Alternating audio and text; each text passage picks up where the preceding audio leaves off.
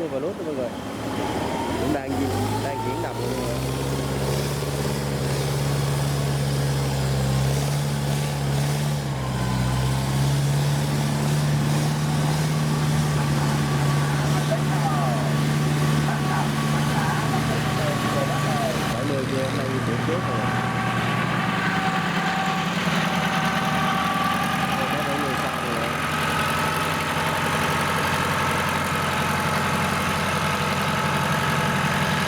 Bảy mươi này cũng cập bến rồi mọi người.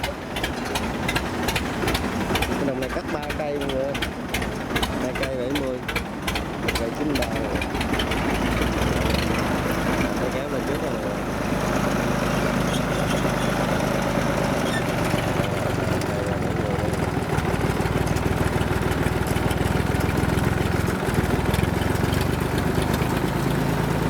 Cái này lên luôn rồi mọi người. Đồng này cắt tới 3 cây rồi mọi người. 270 và 1 cây 93 một lúc này, với cây 93 ép trao rồi. Anh đang di chuyển lên đồng rồi.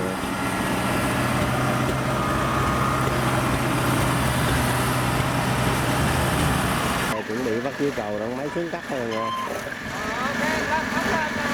Cái anh cái máy kéo này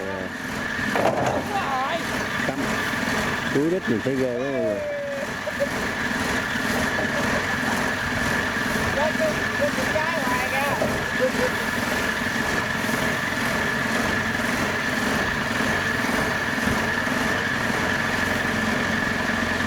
Tiếp tục là cái dây cầu thứ hai mọi người.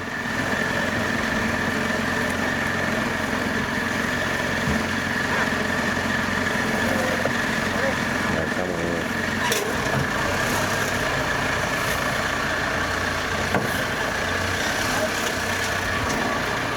Chính bà cũng chuẩn bị ra lại xuống đồng mọi người.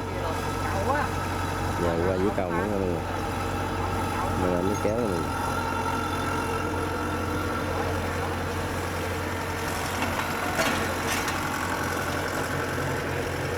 Đang ngồi đầu chuẩn bị xuống nhựa luôn mọi người.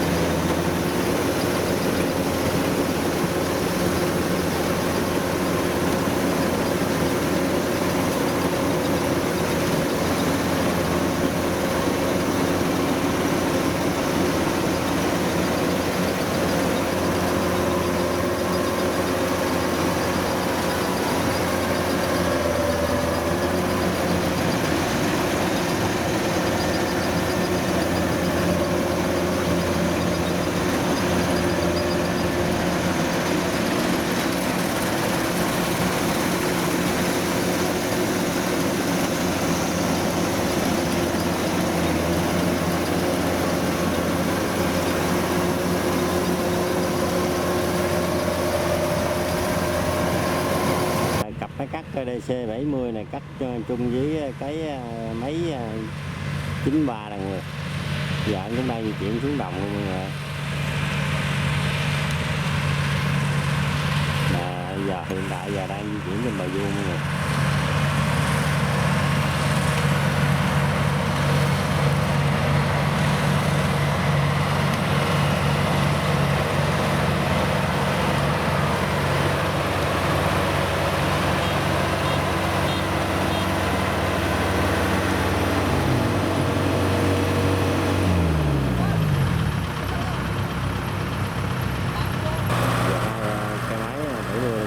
Xuống đồng luôn mọi người.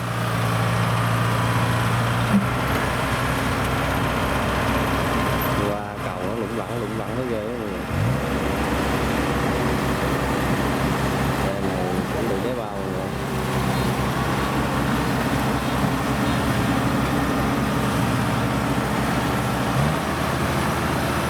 Tiếp tục là cái DC 70 nữa cũng xuống luôn mọi người.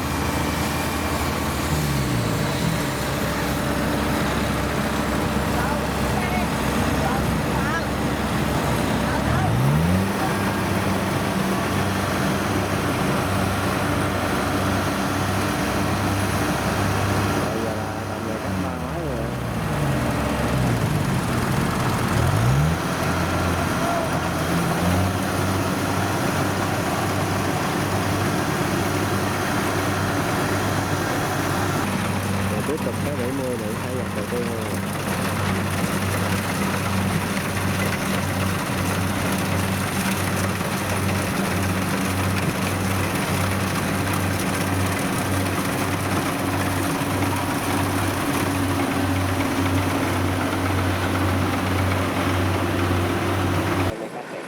Đang thay dòng thứ hai về cái DC 70 và nước này nè.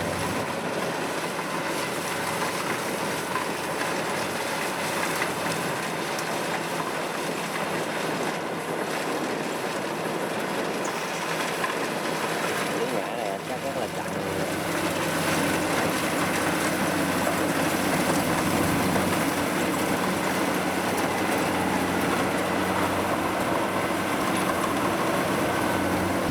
Tiếp tục đây là cây 93